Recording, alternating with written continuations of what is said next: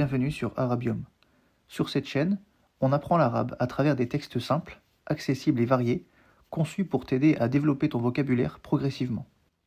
Chaque texte est accompagné de sa traduction, une sélection de vocabulaire et une méthode de lecture sans voyelles. En description, tu trouveras les fiches de lecture en PDF à télécharger, ainsi que les chapitres de la vidéo, si tu veux passer directement à la partie qui t'intéresse. Le texte de cette vidéo s'intitule Al-Fusulu al-Arba'a ou Al-Fusulu al-Arba'atu, ce qui signifie les 4 saisons. On va commencer par la lecture. Al-Fusulu al-Arba'atu. Fi as-sanati arba'atu fusulin. الربيع والصيف والخريف والشتاء. في الربيع تزهر الأزهار ويكون الطقس جميلا. في الصيف تكون الحرارة عالية والناس يذهبون إلى البحر. في الخريف تسقط أوراق الأشجار ويبدأ الطقس في البرودة.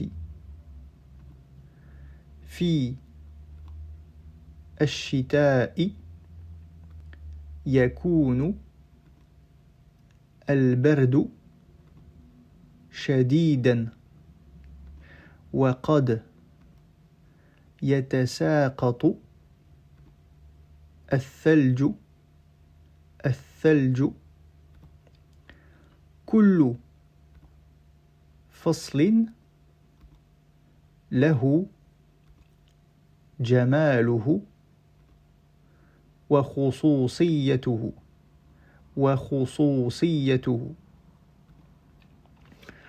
الفصول الأربعة.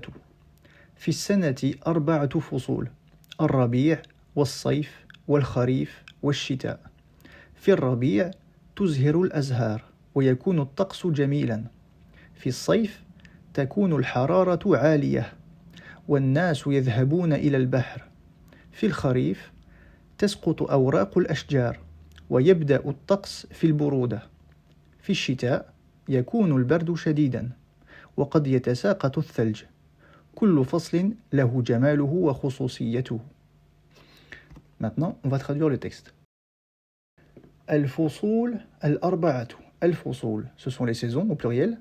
Al-Arba'atu, c'est leur nombre. Donc, Arba'atu signifie 4. Et cette construction indique qu'il s'agit des 4 saisons. Les 4 saisons. Fi sanati arba'atu fusulin. Là, on se retrouve dans le cas où le verbe n'apparaît pas en arabe lorsqu'il s'agit de l'expression il y a, tout comme le verbe être au présent, dans la plupart des cas. Donc, fi sanati, dans l'année, arba'atu fusul, 4 saisons, sous-entendu, il y a 4 saisons. Ar-rabi', le printemps. Was-sayf, en arabe on rajoute le wa pour l'énumération, et donc on devrait traduire littéralement par et l'été, mais en français ça consiste à ajouter les mots avec des virgules et seulement un et pour le dernier. En arabe on ajoute des wa à chaque mot. Ar-rabi' was-sayf, donc et l'été, donc l'été. Wa al-kharif, l'automne. Wa al-shita'u, et l'hiver. Fi ar-rabi', dans le printemps, donc en français au printemps. Tuzhirul azhar, le verbe vient avant le nom, comme très souvent en arabe. Tuzhiru, s'épanouir. al-azhar, les fleurs s'épanouissent. Wa yakunu at-taqs jamilan. Et le temps, yakunu, le verbe être, là il est présent. At-taqs, le temps, dans le sens de temps météorologique. Le temps est quoi? Beau, jamilan. Fi as-sayf, en été. Takunu al-hararatu aliyatan. Takunu, le verbe être qui vient avant le sujet. Al-harara, la chaleur. Aliyah, forte. Et la chaleur forte. En été, la chaleur est forte. Wan-nasu, et les gens. Yadhhabuna, vont. Ila al-bahr, vers la mer. Ils vont à la mer. Fil kharif, en automne. Tasqutu, tombe.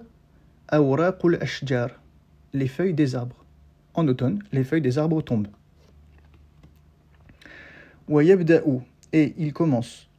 At-taqsu, le temps météorologique, et le temps commence fil buruda, à devenir froid. Donc ici, il faut comprendre, il commence dans le fait d'être froid. Ici, la froideur entre guillemets. Fi shita, en hiver, yakunu al-bardu, le froid, et shadidan, intense, fort. Wa qad, et il se peut, yatasaqatu ath-thalj, que tombe la neige, et il peut neiger. Kullu faslin, chaque saison, lahu, à lui parce que fasl, la saison c'est masculin en arabe, donc chaque saison a elle, jamaluhu, sa beauté, wa khususiyatuhu, et sa particularité. Donc chaque saison a sa beauté et sa particularité. Maintenant, on va voir le vocabulaire dans ce texte. Sanatun, une année. Arba'atun, 4. Faslun, c'est une saison, et donc au pluriel, comme on l'a vu dans le titre, ça se dit fusul. Ar-rabi', le printemps. As-sayf, l'été. Al-kharif, l'automne.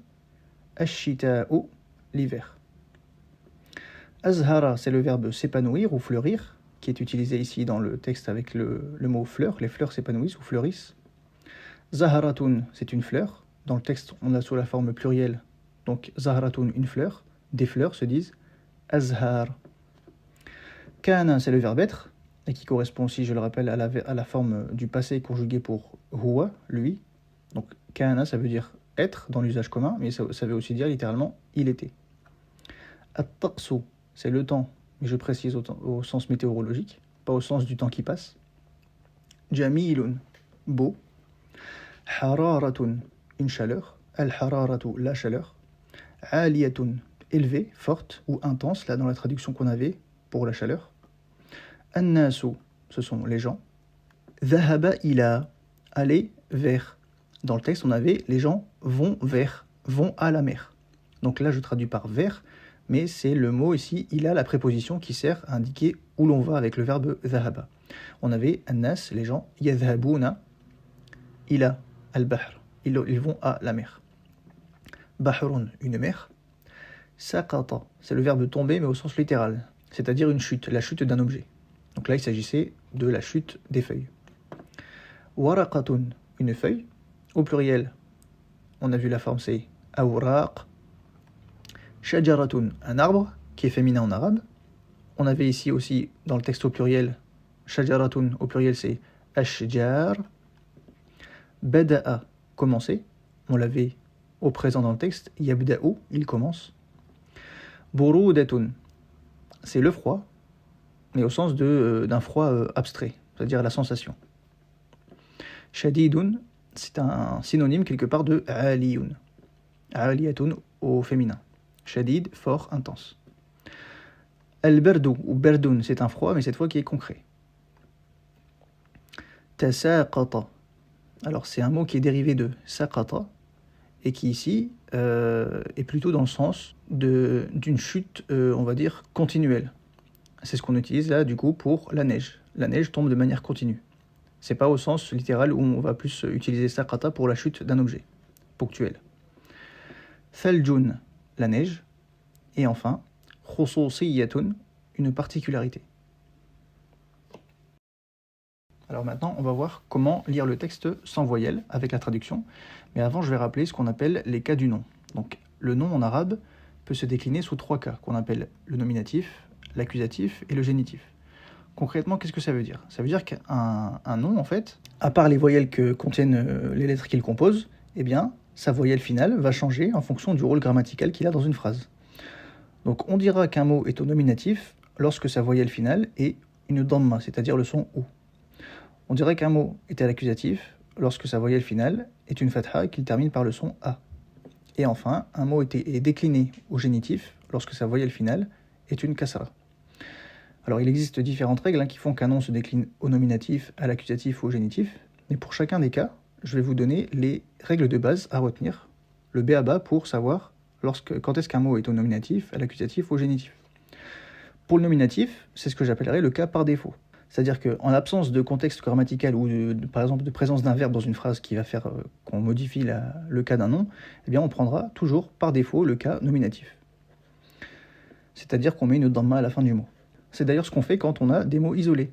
Juste avant, là, quand j'ai présenté le vocabulaire du texte, eh bien, on peut remarquer que chaque mot est présenté au nominatif, c'est-à-dire qu'il termine soit par une damma ou par prolongement par une double damma.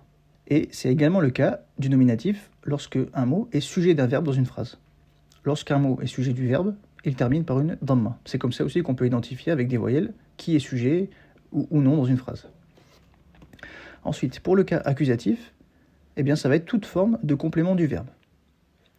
On pense en premier à ce qu'on appelle le complément d'objet direct, c'est-à-dire l'objet dans une phrase qui va subir l'action d'un verbe. Mais en fait, on peut prolonger cette définition et dire qu'un mot sera à l'accusatif lorsqu'il formera un complément pour le verbe. Et enfin, le cas génitif, c'est-à-dire le mot qui se termine par une kasara, eh bien ce sera le cas pour le mot qui suit directement une préposition. C'est la première étape de la lecture sans voyelle qu'on va voir juste après. Et c'est également le cas dans une forme qu'on appelle l'annexion, qu'on a vu dans pas mal de vidéos. Et en fait, dans l'annexion, eh bien, le deuxième mot de l'annexion, c'est-à-dire le mot qui vient à gauche, se met lui aussi au génitif. Alors on va voir ça avec le texte. Donc la première étape, comme à chaque fois, c'est d'identifier les prépositions. Et ainsi trouver tous les mots qui se déclineront au génitif. Alors ces prépositions, je les ai identifiées ici en jaune. On retrouve 6 fois la préposition fi, 1, 2, 3, 4, 5, 6, et finalement la préposition ila, qui servait de décrire vers où, avec le verbe aller, vers où on va. Donc, on a fi et ila. Eh bien, la règle c'est quoi? C'est que les mots qui suivent les prépositions se mettent au génitif, autrement dit, leur voyelle finale sera une kasra. C'est pourquoi après fi, ici on a as-sanati. Donc, quand j'ai présenté dans le vocabulaire sanatun, une année, de manière isolée, il était au nominatif, parce que c'est le cas par défaut. Mais là, puisque as-sanatu vient après fi, eh bien ça devient as-sanati, au génitif. Pareil ici, fi ar-rabi' au printemps. Ar-rabi'u, c'est le printemps, de manière isolée, donc par défaut le cas nominatif. Puisqu'il vient après fi, il devient ar-rabi'i. Ici c'est la même chose, fi as-sayfi en été, as-sayfu c'était l'été, fi al-kharifi, fi al-burudati. Al-burudatu, c'était le froid. Fi al-burudati. Fi al-shita'i, on avait al-shita'u. Eh bien, le hamza à la fin du mot prend une kasra puisqu'il vient après fi. Et ici, pareil, ila al-bahri. À la base, on dira al-bahru pour dire la mer. Mais puisqu'il vient après ila, il devient al-bahri. Ensuite, la deuxième étape, c'est d'identifier les verbes. Donc, ce sont ces verbes ici que j'ai mis en bleu. Et l'idée, c'est quoi? Derrière chaque verbe, la première étape, ça va être d'identifier le sujet, c'est-à-dire le mot qui effectue l'action de ce verbe. Alors, il n'est pas toujours présent. Parfois, le sujet est implicite. Parce qu'en fait, le sujet, en arabe, est contenu dans la manière dont on conjugue le verbe. Et la deuxième étape, c'est de trouver l'objet qui subit l'action éventuellement, ou, de manière générale, un complément à ce verbe. Donc, la règle, c'est quoi du coup? C'est que le sujet du verbe va se décliner au nominatif, c'est-à-dire qu'à la fin, il y aura une damma, et le complément du verbe, eh bien, il se mettra à l'accusatif, et donc il aura une fatha à la fin. Donc si on prend ici le verbe tuzhiru, du coup, c'est le verbe qui correspond à les fleurs s'épanouissent. Alors dans la phrase tuzhiru al-azhar, donc al-azhar c'est les fleurs au pluriel. Donc qui s'épanouit ici? Ce sont les fleurs. Donc là, al-azhar, va être au nominatif, et donc on aura al-azharu. Et ça nous permet de conjuguer ici le verbe à la troisième personne singulier féminin. Pourquoi ? Parce que bien que le sujet ici, al-azhar, est un pluriel féminin, eh bien comme c'est un concept qui n'est pas doué de raison, les fleurs, une fleur ce n'est pas doué de raison, eh bien en arabe la règle c'est que on le conjuguera, on le qualifiera lorsqu'il y aura un adjectif pour ce mot, au singulier féminin. Ensuite, wa yakunu, donc le verbe être, pour la phrase « et le temps est beau », qu'est-ce qui est beau ? C'est le temps, pour le verbe yakunu, qui est le verbe être. Donc le temps se dit « at-taqsu », et le temps, il est comment ? C'est-à-dire le complément d'objet direct du verbe, c'est « beau », « jamilan ».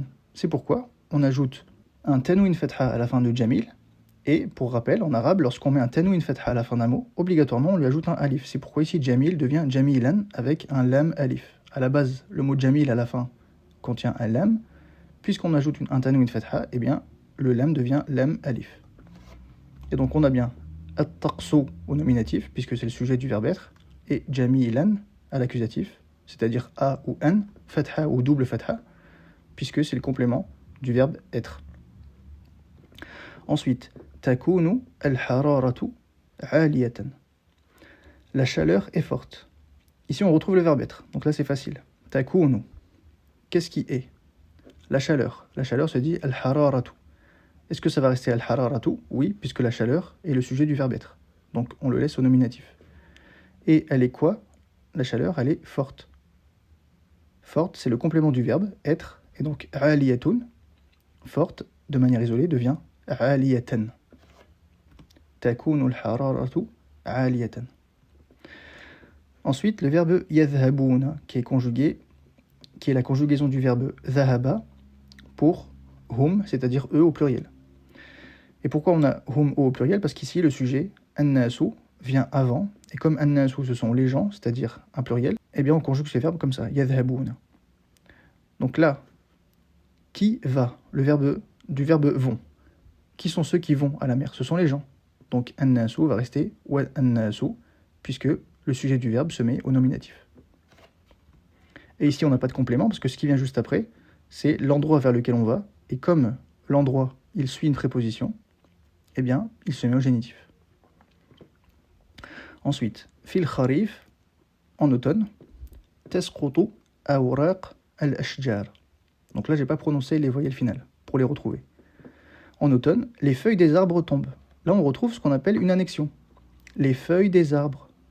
Donc, dans l'annexion les feuilles des arbres, le deuxième mot de l'annexion, c'est-à-dire arbre, qu'on retrouve ici à gauche, dans ce qu'on a vu juste avant, là, sur les cas du nom, j'ai dit que le deuxième mot de l'annexion, celui qui se trouve à gauche, il sera toujours au génitif. Donc là, je sais déjà que al-ashjar, ça sera al-ashjari. Quoi qu'il se passe dans le contexte grammatical avant. Par contre, ce mot-là, il peut changer. Et là, en l'occurrence, les feuilles, ce sont les feuilles qui tombent. Donc les feuilles est sujet du verbe tomber. Donc, tasqutu awraqu al-ashjari. Et là, on retrouve ce dont j'ai parlé juste avant. Tuzhiru, un verbe qui est conjugué au singulier féminin, avec un sujet pluriel féminin. Mais ici, c'est pareil. Tasqutu, on le voit ici par la marque du ta. C'est un verbe qui est conjugué au singulier féminin. Par contre, le sujet, c'est awraq, les feuilles. Pourquoi c'est un singulier féminin ? La règle, c'est que awraq, les feuilles, une feuille, ce n'est pas doué de raison. Donc, on l'assimile à un singulier féminin. Ensuite, wa yabda'u at-taqsu. Donc là, cette partie-là, on l'a déjà remplie. Fi al-burudati. Et là, qu'est-ce qui commence ? Yabda'u, le temps. C'est le temps qui commence. Là, le temps au sens météorologique. Et le temps au sens météorologique, ça se dit at-taqsu. Donc, wa yabda'u, qui commence, at-taqs. Donc, il est au nominatif puisqu'il est sujet du verbe commencer. C'est lui qui commence. Donc, wa yabda'u at-taqsu. Ensuite, on retrouve le verbe être. Yakunu al-bardu shadidan. Yakunu al-bardu shadidan. Le froid est intense. On retrouve le verbe être ici. Yakunu. Qu'est-ce qui est ? Le froid. Donc, al-bard, puisqu'il est sujet du verbe être, sera au nominatif, et donc on dit al-bardu. Et il est quoi ? Donc, pour compléter ce qu'il est, c'est-à-dire le complément du verbe être, on utilisera le mot à l'accusatif, et donc shadidun devient shadidan. Yakunu al-bardu shadidan. Et enfin, waqad se traduit par il se peut, donc là, il peut neiger, puisque yatasaqatu associé à al-thalj, c'est-à-dire la neige tombe, c'est-à-dire le verbe neiger. Qu'est-ce qui tombe? La neige, al-thalju. Donc comme c'est la neige qui tombe, on dira al-thalju, on le laisse au nominatif avec dhamma à la fin, et on peut compléter le verbe yatasaqatu. Donc là, il est conjugué pour un pronom singulier, masculin, c'est normal, al-thalju, bien qu'on traduise par la neige qui est féminin en français, al-thalju c'est un mot qui est masculin en arabe. Et pour le reste, comme j'ai dit, on prendra comme cas par défaut le nominatif, et ensuite on remplit le reste en fonction du contexte grammatical. Donc le titre se dit les 4 saisons. Al-fusul al-arba'atu. Donc al-fusul al-arba'atu, c'est un mot qu'on présente sous la forme isolée. Donc al-fusul, les saisons sera nominatif, donc on dira al-fusulu. Et al-arba'atu, c'est-à-dire 4, il va se comporter comme un adjectif, c'est-à-dire le mot qui permet de dire de quel nombre on parle, il est défini. Autrement, il commence par alif lam. Eh bien, le nombre 4 va lui aussi commencer par alif lam. Et donc arba'atu va s'ajouter à al-arba'atu. Et puisqu'il se comporte comme un adjectif, eh bien, il va avoir le même cas que le nom qu'il qualifie. Donc, al-fusulu et al-arba'atu.